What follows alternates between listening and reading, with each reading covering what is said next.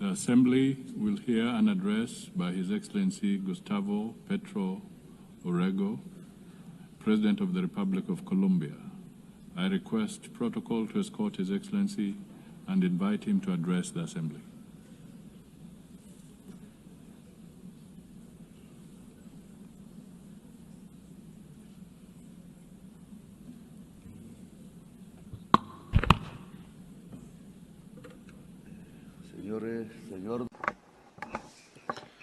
President of the General Assembly, this is my last statement as President here, the fourth time. In my first speech, I announced that it was very likely that there would be conflicts in Ukraine and Gaza and in Palestine, and that I suggested that there be a peace conference, but those who don't have bombs or large budgets are not heeded here. Well, 4 years later, the horrific situation in Palestine did not lead me to think that almost the same thing could happen in the Colombian Caribbean area, where unarmed young people are being shot at with missiles in the open seas. And now we are in a different situation. Perhaps it's more global, a kind of Stone Age that has descended on all of humankind. Missiles against 17 unarmed young people in the Caribbean Sea, some of them Colombians. The persecution, imprisonment, and expulsion of millions of migrants, missiles that have killed some 70,000 people in Gaza, the lack of action on the climate crisis. All this is linked, and all this has the same cause. Migration is simply an excuse so that a rich society, rich, white, and racist, believes itself to be the superior race and is not realizing that its leaders are leading it to the abyss, to its own distinction, together with the rest of humanity. They said that the missiles in the Caribbean were used to stop drug trafficking. That is a lie. Stated here in this very rostrum. In 2023 and 2024 were years when the largest amount of cocaine was seized, and over 700 drug traffickers were extradited to the United States in Europe. I extradited them, and my government seized, confiscated the cocaine, and we didn't shoot a single missile, nor did we kill any youths. The years where I was able to prove that it's more effective to substitute coca crops than eradicate them, than forced eradication using poison, and forcing peasants to use it. The violent war against drugs was a failure, and I replaced it with an effective anti-trafficking policy, not based on a mix-up between an inert substance, that is drugs, with people who actually use it and practice it. But what was necessary is to destroy dialogue and to shoot missiles. Was it really necessary on unarmed, poor young people in the Caribbean? The anti-drug policy is not meant to stop cocaine that is coming to the United States. The anti-drug policy is to dominate the peoples of the South as a whole. You shouldn't look at the drugs, you should look at who has the power and who dominates. This is why I speak to you as a decertified president. I've been decertified by President Trump, without him having any right to do this, a human right or divine right or any sensible reason. They want to force by violence tens of thousands of peasants to do what the U.S. government wants to do, which are influenced by mafia groups in Colombia. Thousands of peasants are massacred in Colombia by politicians who were senators, who were presidents, who were ministers that were bribed and on the payroll of the drug mafia. And at the same time, they were allies of the extreme right based in Florida of the United States, and now allies of the Trump administration. They've been allied for decades with drug lords, cocaine drug lords in Colombia. They were allies, and so they led this anti-drug policy from Washington. I don't know if Trump even knows that his foreign policy towards Colombia, Venezuela, and towards the Caribbean is based on advice from Colombians who are allies of the cocaine mafia. I myself denounced these politicians, including the paramilitaries, drug traffickers, naming them by their names in the Congress of Colombia when I was senator, and many times they wanted to kill me because of that. And they did not want me to become president. They wanted me to shut up. And now they don't want another progressive government to be reelected. That is why I've been personally decertified, and they have spread calumny against Colombia. Colombia has confiscated the highest amount of cocaine in the history of the country under my government, and I've been decertified. In Colombia, we have managed to stop the increase in the rate of expansion of coca crops that was 43% under the government of Duque and has dropped to 3%. And Duque was not decertified.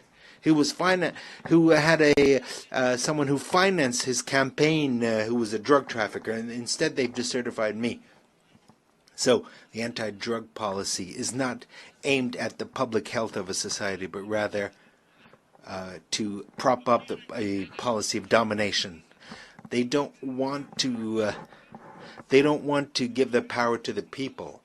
The young people that were killed using missiles in the Caribbean were not from Hamas. They were not from other terrorist groups. They were poor Colombians. And with apologies to those who dominate the United Nations, there should be criminal cases against those officials of the United States for doing this, including the utmost official, President Trump, that allowed the shooting of missiles against these young people who were simply trying to escape poverty. Youths who in a speedboat who might have had a certain amount of drugs were not drug traffickers. They were simply poor youth.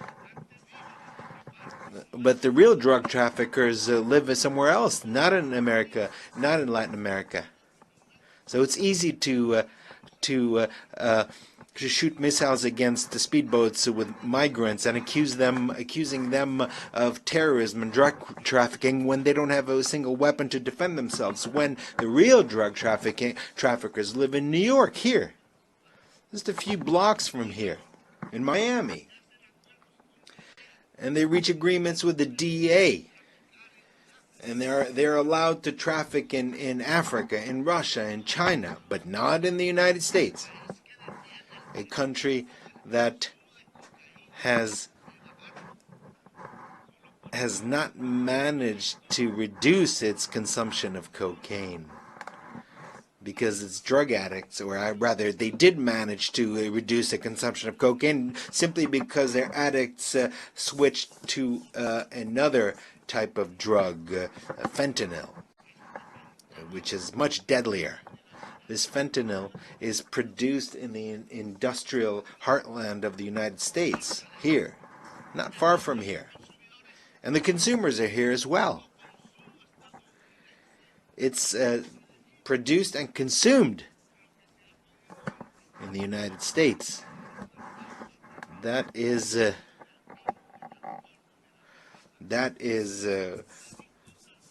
worst. They're addicted to fentanyl and to gasoline, the two main poisons of life in the world. And gasoline is even worse than fentanyl. Only the black-skinned people here, those who are ancestral here, that were thousands of years have been here, or young people, or women who don't want to see their children die of any color of their skin. The people are still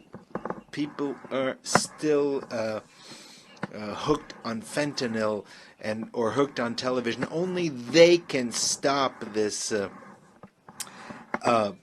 domination by the United States. The people who have taken to the streets in California, in New York, in Philadelphia, where the Liberty Bell stands, in spite of the National Guard that Trump sends out against its own people to shut them up, to the states that are free. These states are no longer uniting their efforts in the face of tyranny. The President of the United States does not know that 1 million Latin Americans have died. The largest share of them from Colombia. And another 1 million will die in North America in 10 years because of fentanyl.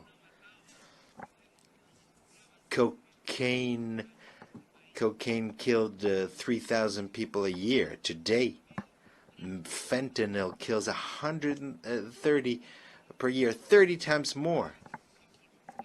That is the outcome of 30 years by the United States of a policy that is absurd and that is leading its society to the horrific death due to drugs that kill the brain. And in this situation, Trump not only allows missiles to be fired at young people in the Caribbean, does not only imprison migrants, but also allows missiles to be killed against children, women, and old people in Gaza. He is an accomplice to genocide. It is a genocide, and we need to prevent it. This forum is a mute witness to a genocide. In a world where we thought that this was something only a legacy of Hitler. Here they don't speak of life, of the climate crisis. What is happening is the death of thousands of children. Meanwhile, we in Colombia have not increased the rate of killings. We have the lowest unemployment rate in the country this century. We have the lowest unemployment rates. We have developed our agriculture by 10% and our industry by 5%. We have more tourists than ever who have come to see the beauties of our country, our cultural and natural beauties. And we are seeking peace by negotiating with drug traffickers and with rebels. I will always be ready to discuss, to negotiate, to save lives, and to eradicate coca crops, but based on their own voluntary decision by Colombian peasants. Let us not be bribed by the drug traffickers, as was the case in previous governments in Colombia. And 25,000 hectares have already been eradicated voluntarily. We have been successful in this new policy.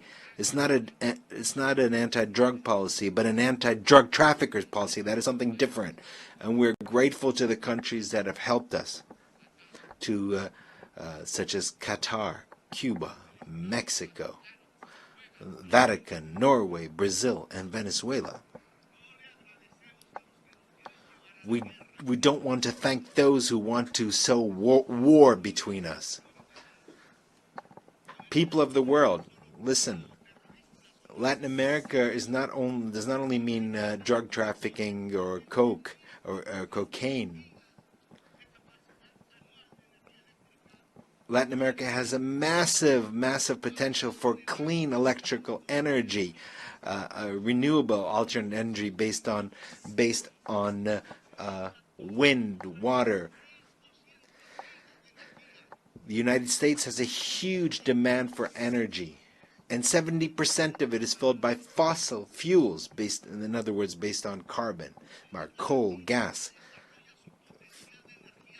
Latin America is developing its clean energy potential, and we can satisfy the entire demand of the United States for energy. What is necessary is investment, and we would make the biggest contribution to fighting climate change. Given the huge potential for clean energy and the capacity to absorb by the Amazon, Latin America can make a tremendous contribution to save the life in this planet. All that is necessary is $600 billion to develop this potential. Africa and Europe can do the same. It is this decarbonization would provide us with over $1.3 trillion. This is money that is already in the treasuries of the United States, Europe, and China, but not a dollar is spent because it's not profitable. Or rather, it might be profitable in terms of human life, including life in the United States, in Europe, and China. However, they don't want to depend on Latin America and Africa. They know that to bring together the clean energy of Africa and Latin America would not only decarbonize the planet, save it from the climate collapse, but it would also change the global power which is discussed here, but that power is spoken in terms of bombs. But this would truly create a global democracy and change the means of production, because life and humanity would become the priorities, and they would edge out greed. Greed is the poison of life.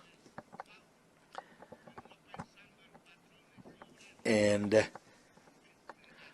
Mao spoke of this, Chairman Mao. According to science, we have 10 more years until we reach a point of no return in terms of the climate.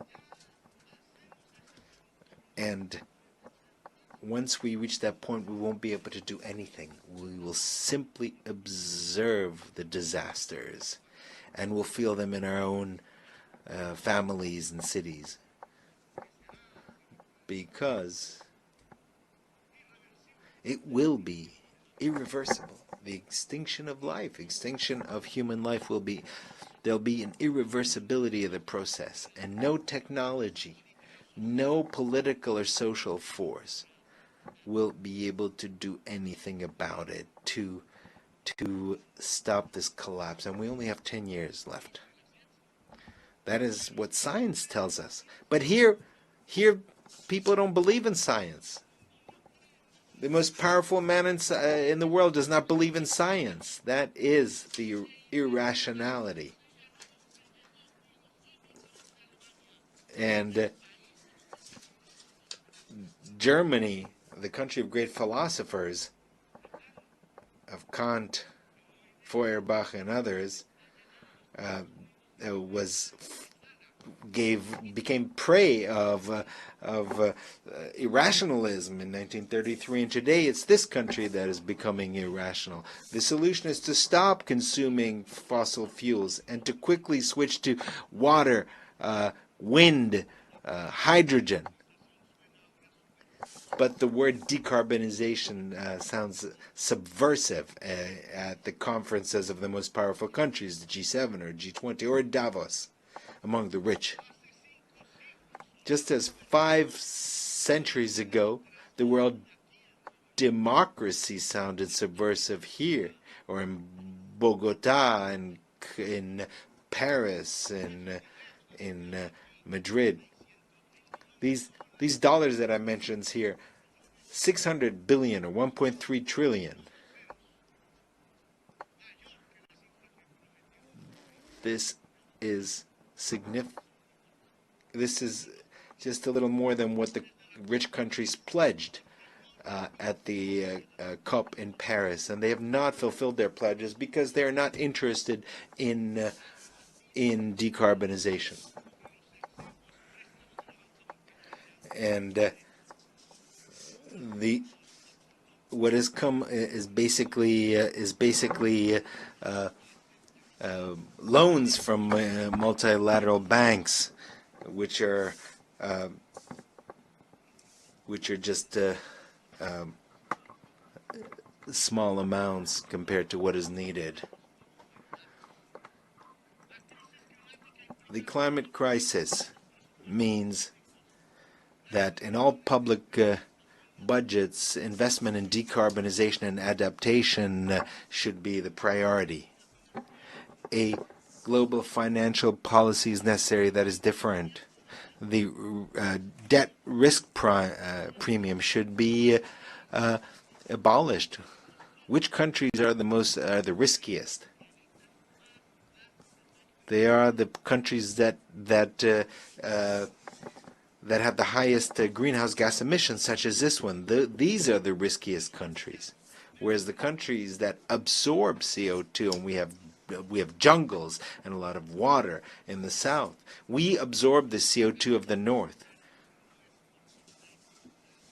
But the market does not agree with that. So the debt of the poorest countries must be forgiven. There should be debt swaps for adaptation and mitigation and investment in the climate crisis. So people from the United States and those from Wall Street, from London, you want to collect the interest payments from the debt of our countries. What you will find eventually is cemeteries, because we'll all be dead. The money will be useless in the midst of all the cemeteries. Another subversive word is to plan. A global plan. The word plan has been forgotten because it was not necessary to plan, because to plan is anathema.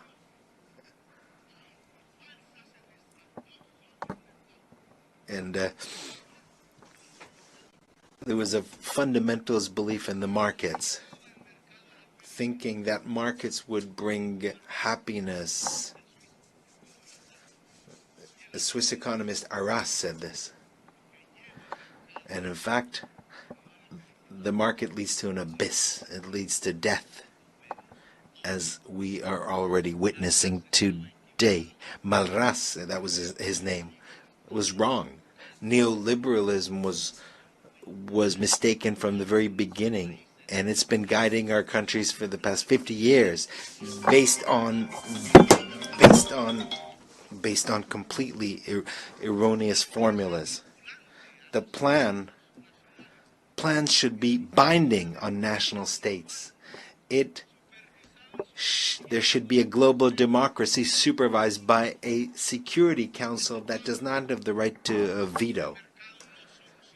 Because we have to understand that the market will not resolve the climate crisis, because it has produced that crisis.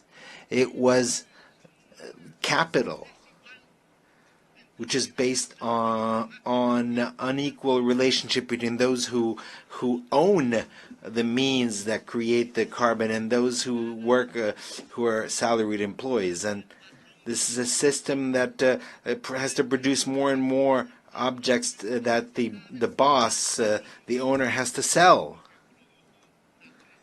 And the same thing for the production of fossil fuels. That is what has produced the climate crisis. Produce more, to consume more, to sell more, and thus create more carbon, more oil until we die. But this will not last forever, because carbon and fossil fuels have reached the end, because that is perhaps will mean the end of capital in general, because if it's not the end of capital, it'll be the end of life. The owner of capital is an individual that has power. It's not a thing.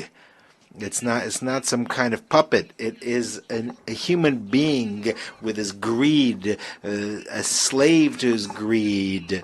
That is the individual who will seek to make sure that more and more oil is produced in their countries, even if it poisons his life, and continue to dig for more oil, even if it destroys the atmosphere and destroys life. So we have to choose either life or greed, either the Stone Age or local and global democracy, freedom or death, as Bolivar said. And that was his slogan, his red and black, white and white banner. Freedom red, death black, and possible peace white. That is what is necessary, is a revolution by the peoples of the world to overcome the climate crisis and not to allow this crisis to reach a global collapse. It is a revolution of the united peoples, of civilizations that need to engage in dialogue, more than states themselves. It is a revolution of entire humanity to save life on the planet, and perhaps with the cooperation of certain governments that want to support life. Today, the United Nations is experiencing a crisis, and there's a need to transform it. Today, we have nation-states gathered here who no longer have power, and that no matter how much they vote, they are ignored, because the nation-state has also reached its decadence, its ultimate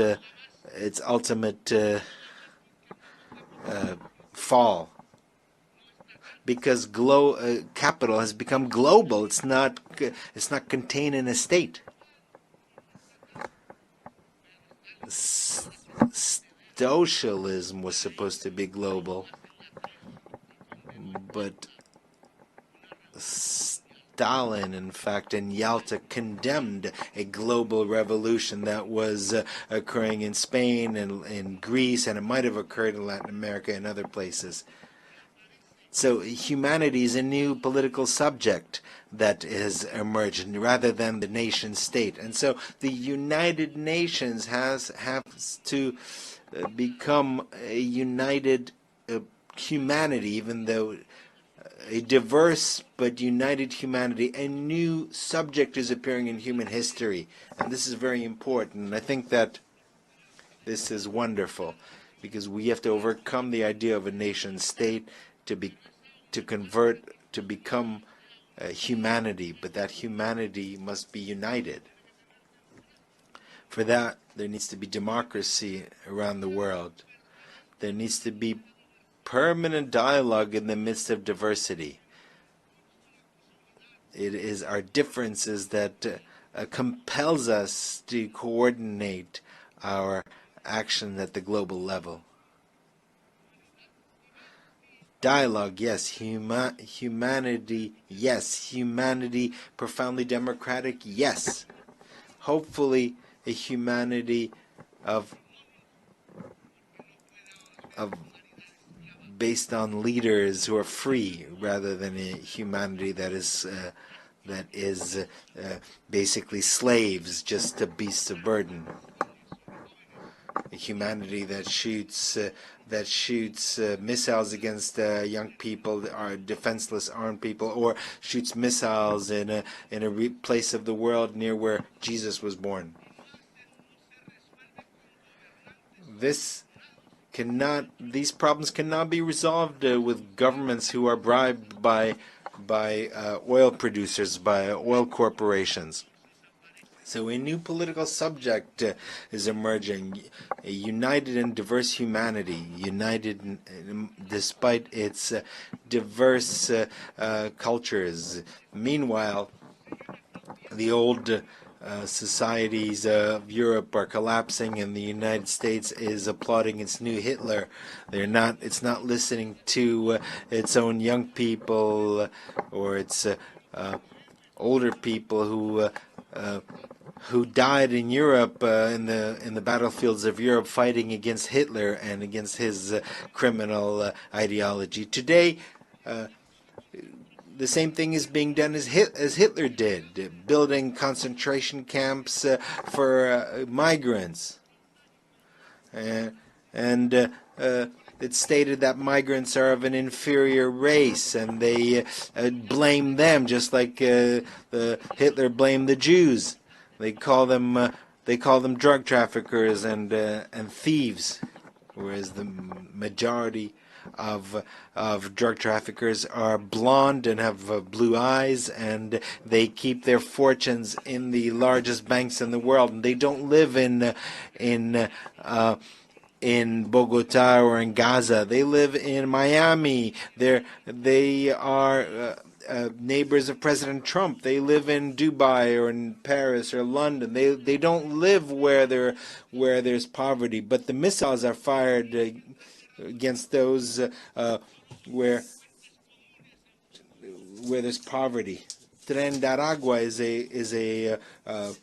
is a group that is considered a terrorist group, but that is not true.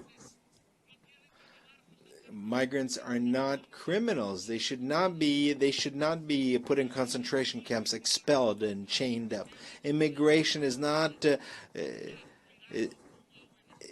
immigration is due to a blockade against countries like Iraq or Cuba.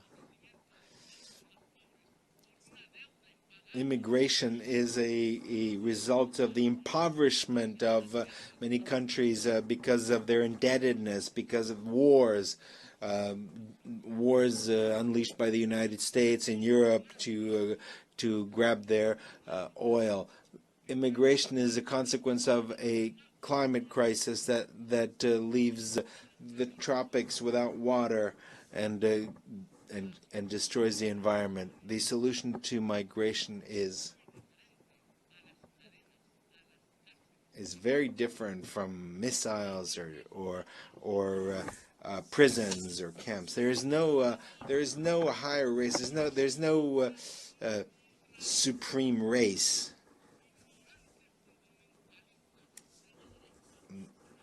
Only ignorant extremists think like that. All of humanity is made in God's image. They use immigration as a scapegoat to do nothing against the climate crisis, which will put an end to life. They use immigration to get the votes of the whites, but what is necessary is to put an end to the consumption of CO2 and oil, and stop drilling for oil. We need a different world, a humane world. And first and foremost, we need to stop the genocide in Gaza. Humanity cannot allow a single day more of this genocide, or for the genocidal Netanyahu and his allies in Europe and the United States to continue. The United Nations must uphold the decisions of the International Court of Justice. International law is the basis of civilization and of its wisdom as distilled in history, and it must make sure that the decisions of international justice are implemented, are applied. Diplomacy has been tried in Gaza. It could not resolve the situation. I'm sorry, I'm sorry, President Macron. We can keep insisting and insisting in when every single day, every single minute, a missile is fired and destroys the bodies of babies and children in the Arab state of Palestine. Every day, there are decisions, resolutions that are vetoed in the Security Council. Every day, more and more children die. More and more bombs, more and more dead.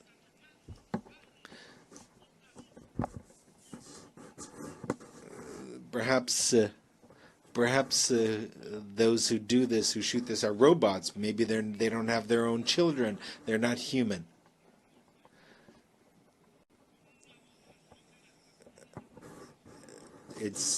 Can we stop the genocide with a vote, the General Assembly? Yes, that's what we should do rather than a vote in the Security Council, because that is vetoed.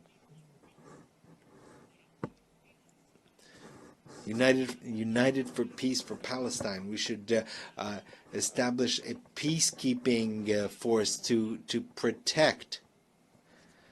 What's necessary today are words, not blue helmets that are often lack training, and they're not ready to do this. No, what we need is a powerful army of countries that do not accept genocide. That is why I invite nations of the world and their peoples, most importantly, as a integral part of humanity, to bring together weapons and armies and to defend Palestine. I invite the armies of Asia and the brave people, the brave Slavic people who defeated Hitler, and the Latin American people of Bolivar, of Garibaldi and others. I think there's enough. We've had enough words. Today, the time has come to use the slogan of Bolivar, freedom or death, because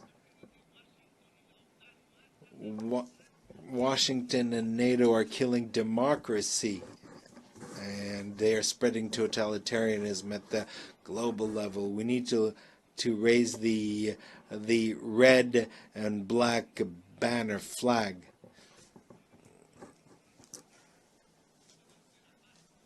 Without forgetting the white color, which was the color of peace and the color of hope in the heart of humanity. The United States no longer teach democracy, but rather kill democracy, especially among its immigrants, filled with greed. The UN should begin its change by stopping the genocide in Gaza with a army of liberation and salvation, and there should be a decision here taken in the General Assembly without any veto. After Gaza, we can start working on decarbonization so that we can found a truly global democracy, and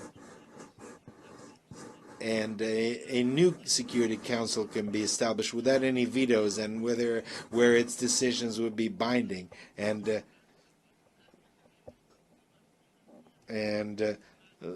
the global and national financial system should be based on decentralized capital. That is the way that humankind can regulate capital, to subordinate capital to life, to regulate it to people. That is the path by which the United Nations will move from an alliance of states to an alliance of cultures and peoples. If we overcome the climate crisis, and if we unite as humanity, we will managed to make the United Nations an assembly of peoples which seeks to make sure that every individual is free, making sure that every human being achieves their potential, and because the intelligence of human beings, illuminated by science, will make it possible to not only save life, but to fulfill the mission of humanity by expanding life into the stars. A humanity that is united and free can look at the stars and reach the stars, as the Romans, the legionnaires, thought of Judea when they used the word astra, or star. It's the time of freedom or death. A real death from missiles, but freedom is also real in the heart of human beings and its capacity to rebel and to resist. Thank you very much.